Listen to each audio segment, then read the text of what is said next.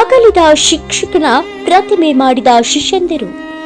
ಕಳೆದ ಮೇ 17ರಂದು ಹೃದಯಾಘಾತದಿಂದ ಹಠಾತ್ತನೆ ಅಗಲಿದ ಚಿತ್ರಕಲಾ ಶಿಕ್ಷಕ ಕಾಸಿಂ ಕನಸಾವಿ ಅವರ ಪ್ರತಿಮೆಯನ್ನ ಮಾಡಿ ಶಾಲೆಯಲ್ಲಿ ಅದನ್ನ ಪ್ರತಿಷ್ಠಾಪಿಸಲಾಗಿದೆ. ಹೌದು, ಚಿತ್ರಕಲಾ ಶಿಕ್ಷಕ, ಕನ್ನಡ ರಾಜ್ಯೋತ್ಸವ ಪ್ರಶಸ್ತಿ ವಿಜೇತ ಕಲಾವಿದ ಕಾಸಿಂ ಕನಸಾವಿ ಈ ಭಾಗದಲ್ಲಿ ತಮ್ಮದೇ ಆದ ವಿಶೇಷ ಛಾಪು ಮೂಡಿಸಿದವರು. ಕಾಸಿಂ ಆರ್ಟ್ ಗ್ಯಾಲರಿ ಮೂಲಕ ಉತ್ತರ ಕರ್ನಾಟಕದ ನೂರಾರು ಕಲಾವಿದರಿಗೆ ಪ್ರತಿಭೆ ಬೆಳಗಲು ಅವಕಾಶ ಮಾಡಿಕೊಟ್ಟವರು. ತಾವು ಚಿತ್ರಿಸಿದ ಕಲಾಕೃತಿಗಳನ್ನು ದೂರದ ಮುಂಬೈಯಲ್ಲಿ ಪ್ರದರ್ಶನ ಮಾಡಿ ಮೆಚ್ಚುಗೆ ಗಳಿಸಿದವರು.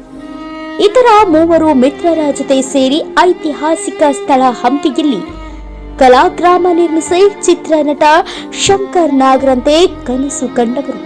ಆದರೆ ವಿಧಿ ಅವರ ಕನಸುಗಳಿಗೆ ತಣ್ಣೀರು ಎರಚಿತ್ತು. 50ನೆಯ ವಯಸ್ಸಿನಲ್ಲಿ ಅವರನ್ನ ಈ ಭೂಮಿಯಿಂದಲೇ ಕರೆದುಕೊಂಡು ಹೋಯಿತು. ಅವರು ಹೋದ್ರು, ಅವರ ನೆನಪು ಮಾತ್ರ ಇನ್ನು ತಾಲೂಕಿನ ಕರಡಿ ಗ್ರಾಮದ ಸರ್ಕಾರಿ ಪ್ರೌಢಶಾಲೆಯಲ್ಲಿ ಹಚ್ಚು ಹಸಿರಾಗಿದ್ದು 2023ನೇ ಸಾಲಿನ ವಿದ್ಯಾರ್ಥಿಗಳು ಕಾಸಿಂ ಕನಸಾವಿ ಅವರ ಪ್ರತಿಮೆಯನ್ನ ನಿರ್ಮಿಸಿ ಹುಟ್ಟುಹಬ್ಬದ ದಿನದಂದು ಶಾಲೆಯಲ್ಲಿ ಪ್ರತಿಷ್ಠಾಪಿಸಿ ವಿದ್ಯಾರ್ಥಿಗಳಿಗೆ ಚಿತ್ರಕಲಾ ಸ್ಪರ್ಧೆ ಏರ್ಪಡಿಸಿ ಗೌರವ ಸಲ್ಲಿಸಿದ್ದಾರೆ. ಓರ್ವ ಚಿತ್ರಕಲಾ ಕಲಾವಿದನಿಗೆ ದೊರೆತ ದೊಡ್ಡ ಸನ್ಮಾನ ಇದು ಎಂದರೆ ತಪ್ಪಾಗಲಾರದು.